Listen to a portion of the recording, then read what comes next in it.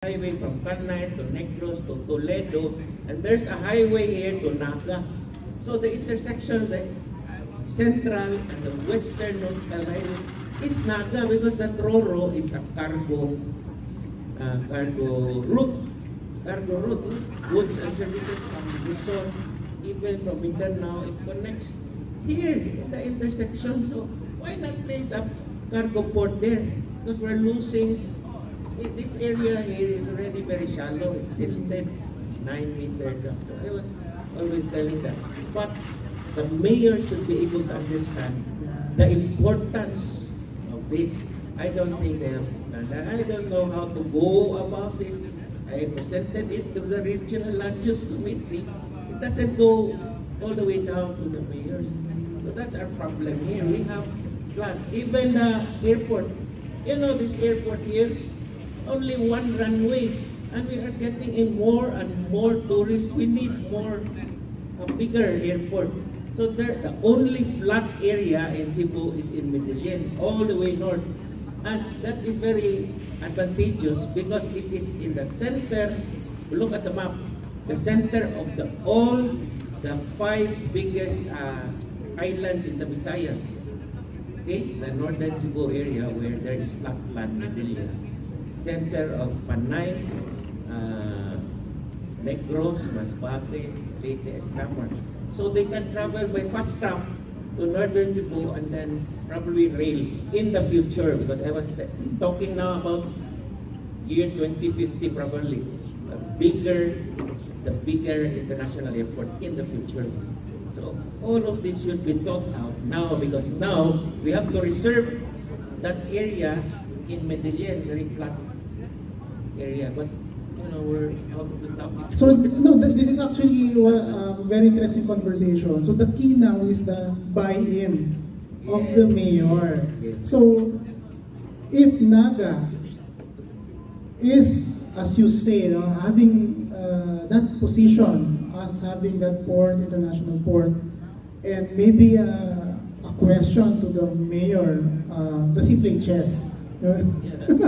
Because if he is able to also appreciate the power of the bishop, no, you're not necessarily the king, but the importance of the role of the bishop, no, in terms of the overall metropolitan Cebu.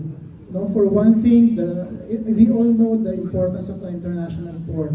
No, and there are pros and cons in terms of locating international. It has to be strategically located. No? Otherwise, it may have a negative effect to other areas. So the key is letting the mayor understand that value and what's in it for Naga, no, to have that buy-in of that as determined by the technical plans for Naga. Yes, exactly, because we have to impart to them the importance and strategic potential of their local government unit to the whole, Metro Cebu area. Because if they can value that, then probably they will support the project. Okay, because they have a role. All local government units have a role in the Metro Cebu area. They have their specific role because of their situation. So, a specific location in the whole Metro Cebu area. Like for example, you're talking about the route. Oh, like they are guarding the north, the south. These are Danao City in Cebu and Karkar in the south. So very, to me, I can talk about Metro Cebu, very familiar to me, but we're talking about no, it's okay. Central Luzon. Yeah. Okay, so thank you, Sir Yumi, for sharing that. No? Again, it doesn't need to be Metro Clark, but also in your context.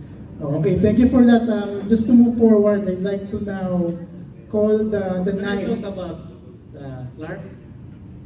Yeah, it's okay, sir. Oh, sure. We're talking about the disaster, this big, like the eruption of Mount Pinatubo. I was not here. I was in Cebu, but I could just imagine the extent of the disaster. So it's like the whole chessboard is on fire. Yes, No? exactly. The King, Angeles, even Mabalacat, where the airport is located, Exactly. and then the falls, the bishop, they're all gone. So what do? First, you look at where you can connect, because important to bring in the aid. Yes. And where is the best location? I think Subic. Was it affected? I don't know. I'm not very familiar, but Subic Freeport is the root. It has a role in that disaster Exactly. because it has the airport and the port, so they can actually bring in the supplies and all that. That's the first thing to do.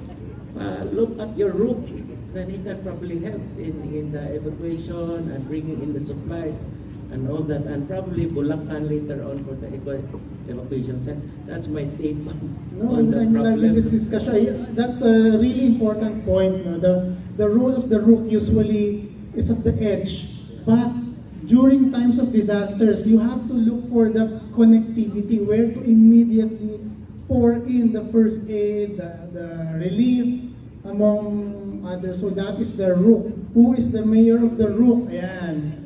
Who is the mayor? Ayan. Sige. Since Sir here has already given the importance of the rook, being a rook is support for the movement of the queen and the king. So my favorite chess pieces are for counter move the enemy is by using the queen and the rook. Oh, I love this. You're playing Yes. chess. So by countering the problem and by using the rook and the queen, the most powerful piece of the chessboard, the queen, then we can defeat whatever the problem is. So as Sir said a while ago that the Subic has the port, the Subic has the airport, and all the aids coming from in and out from the Subic airport and port, internationally or local aid. Then we use that strength or power to connect from Subic to the other parts of the area which is affected by the lahar. So that's. See, Mayor, you have a value. Even though you're at the edge, you are the most important piece in terms of disaster. Yeah, thank you for sharing, and I like you play chess. Huh? That's actually one of the values of this chessboard approach, is to include the strategy. Now, because in chess, there's always what you call the next 5 moves. Now, every move, they say in chess, you have almost 1,000 different configurations of moves. So as a mayor, you have to think in advance. No? So mayor, will you allow your area to be the point of delivery of this relief services? And we will use your manpower, your resources, and infrastructure. Yes, of course, because if I cannot use all my resources, all of us will be defeated. Exactly. Yes. Yes. Thank you for sharing that. So that is the power of the rook. Who is the knight? Yan, si Mang Irma. Sige, pakibigay kayo Mang Irma. So this is, you can relate it to Gigara if you want. Yeah. Thank you, Sir Ron. I'd like to connect it to Amulong. Oh, yes. Just for a additional information. Amulong as a municipality is just 35 minutes away from Tugigaraw. Instead of the Pinatubo, I'd like to use Ulysses. Yung experience niya. Ang situation at that time was when Ulysses hit the area, all the areas including Isabela and until the coastal areas of Cagayan were all affected. The flood level in Amulong was at its worst during Ulysses. So yung nakikita ko kasi kanina while I was reading, yung the night dark horse rising, no?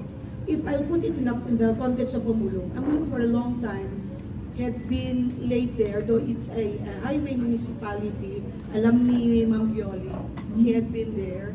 And at the time of the Ulysses, the mayor was new. Mayor was new. So when Ulysses hit Amulong and it hit all all others, I'd like to use Fiesta, that the 6 municipalities nearest to Amulong flooded, these were all flooded until Apari, the last part, no, in the mainland. And the problem would be relief operations coming in because all of the municipalities, including Tuguegarao, have to help itself first because they were all flooded. So the help came from outside, as far as Nueva Ecija. So we were at the receiving end. We were not the one giving.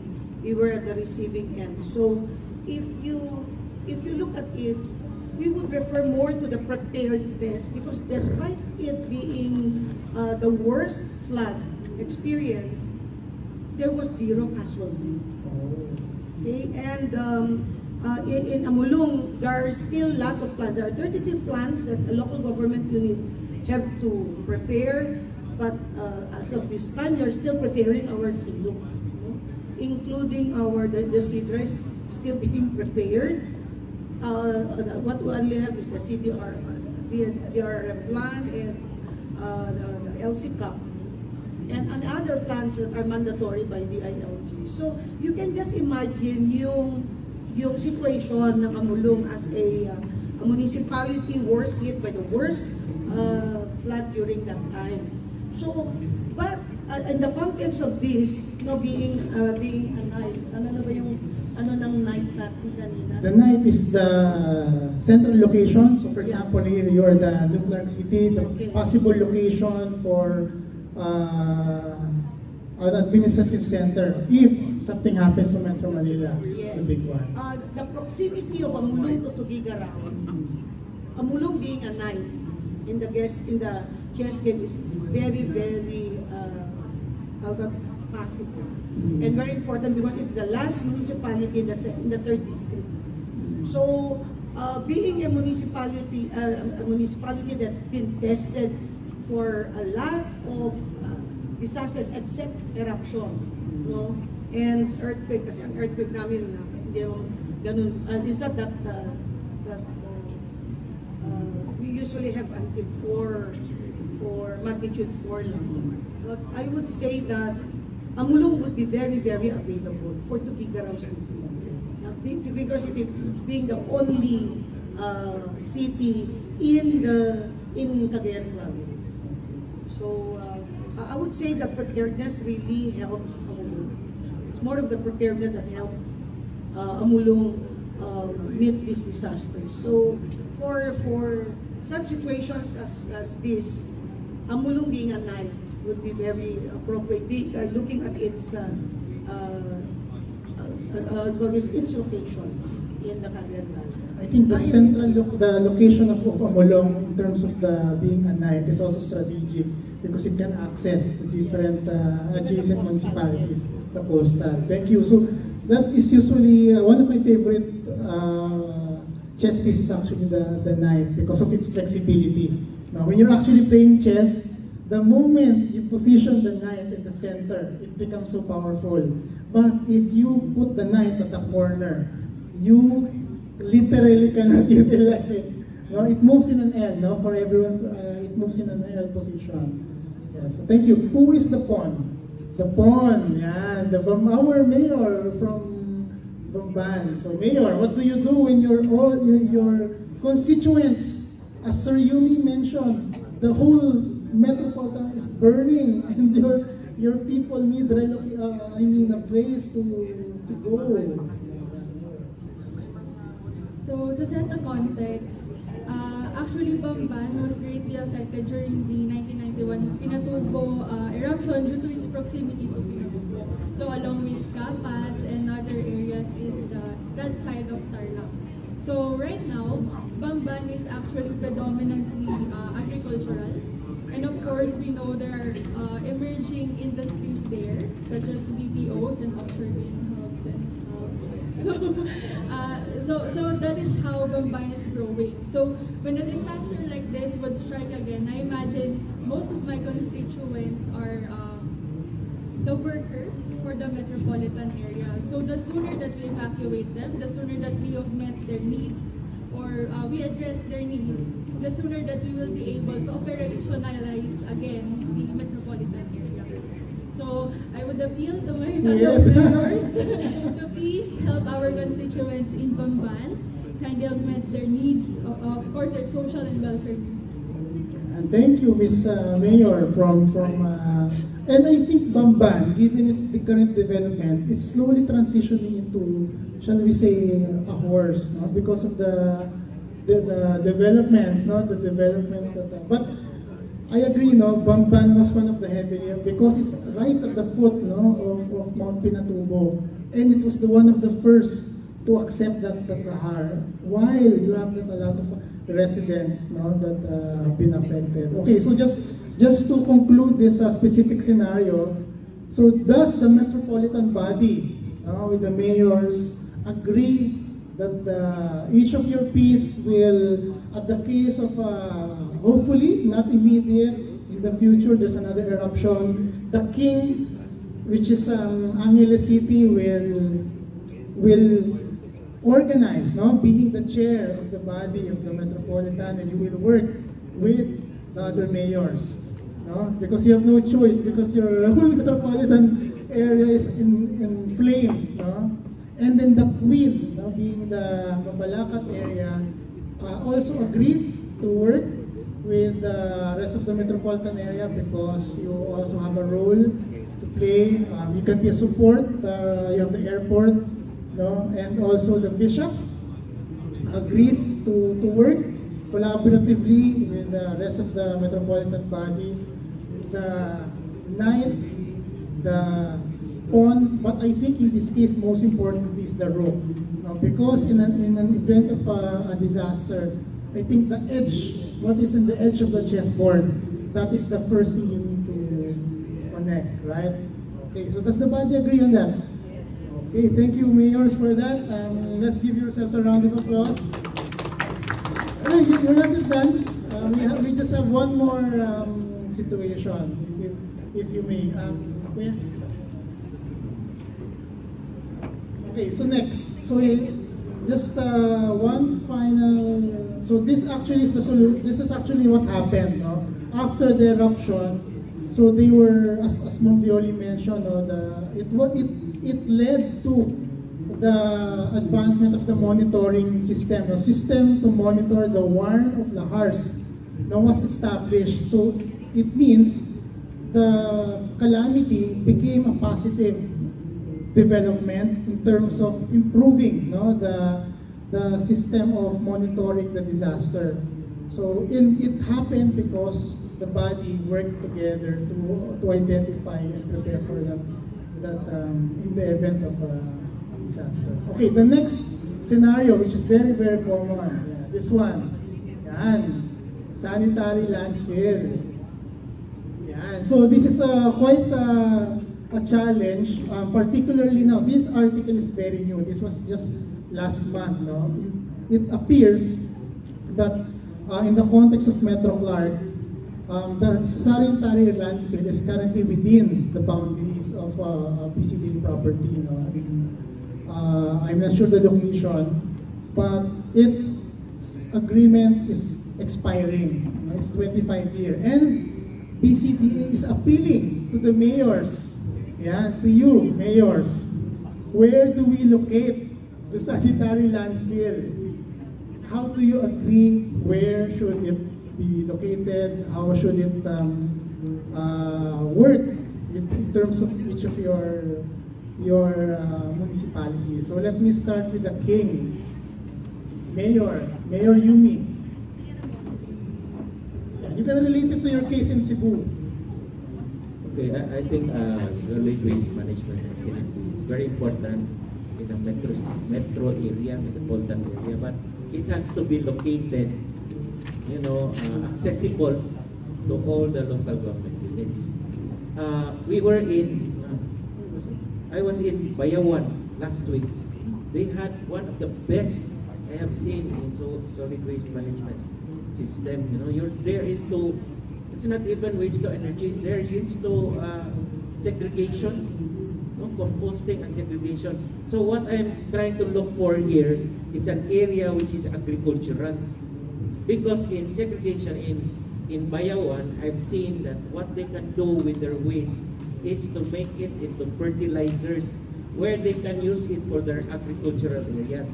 So waste management facility and agriculture can work together. So in an area like this, if there is a large agricultural area, we can ask the local government unit to host a solid waste management facility to cater to the whole metropolitan area. And they can use it to fertilizers, you know, these soldier flies, we call it, to process the biological waste into fertilizers. I've seen that also in Japan. No? A lot of cities are also doing this. But it's important to do segregation, no, at source.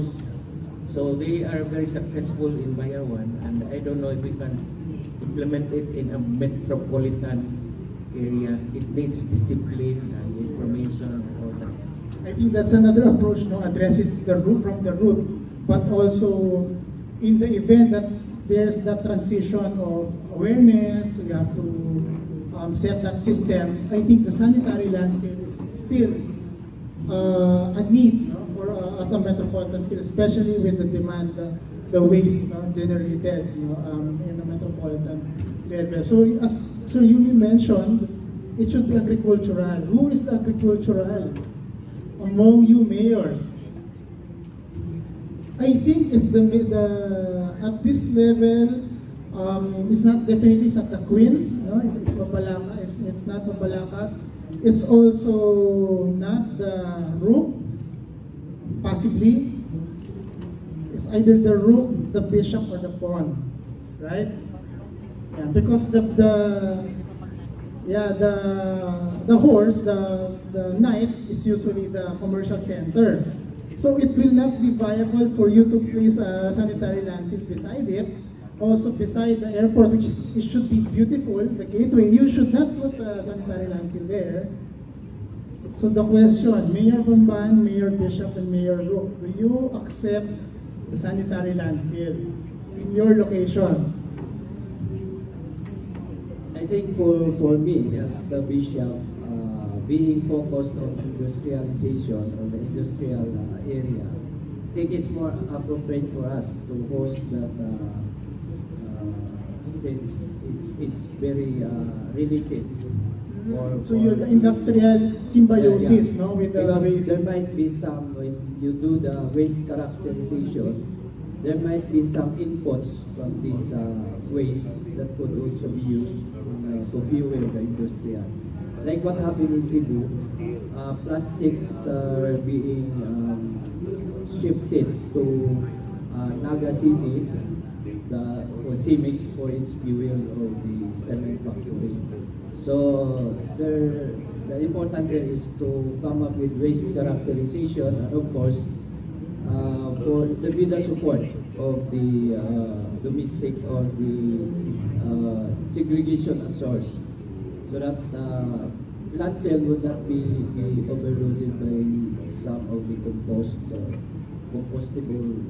So I think it's strategic, no, that because the pond usually in the residential area, so it's going to be challenging to put the sanitary landfill. Otherwise, Mayor, you'll not be voted again.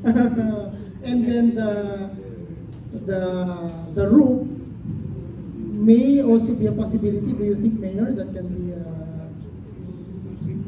I think I will give the chance for the bishop to put up to where the sanitary landfill should be put up, because in the case of the current metropolitan is Subic is the gateway of the metropolitan here, of this current metropolitan. So I think it's not quite good or strategically to locate that sanitary landfill within the Subic area. Okay, so that's a good lesson. I agree. No, the bishop is in the middle, so I think that is strategic to have the location of the sanitary landfill. Okay, another scenario situation addressed by the metropolitan body. Can you give yourself a round of applause again? So that was a good. And then I have the final. Actually, I have the last next one, which we already tackled earlier. Just a very, very... Okay, so this was discussed earlier, and I think this was elaborated earlier by Ma'am Irma. So in the interest of time, I think we have the next session already. So just to conclude, no, a synthesis, this is the actual plan, the regional plan that was developed by the Central Luzon region, no?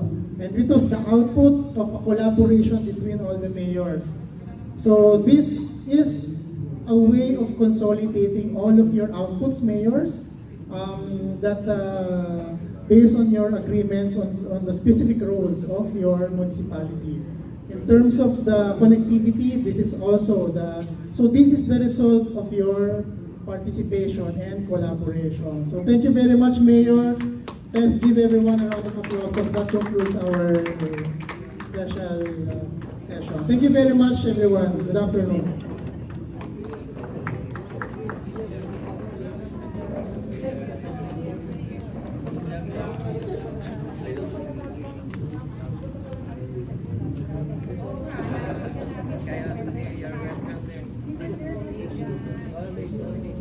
Hello everyone. I think we have used the time of the break. The next session has already started, so I would suggest you get some coffee, take like 5 minutes maybe, and join the next session. So we have in second floor, track 5.1, and in the fourth floor we have one special session. One is for inclusive urban spaces about mental health, and we also have the do track on the fourth floor. So please take your coffee and just go directly to the next session. So much.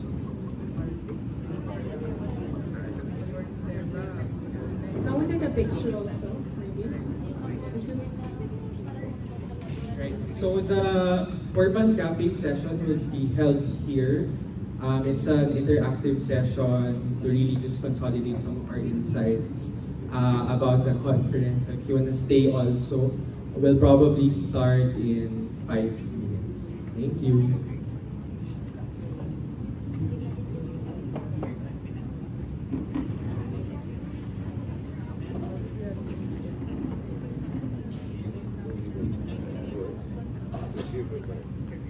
Yeah.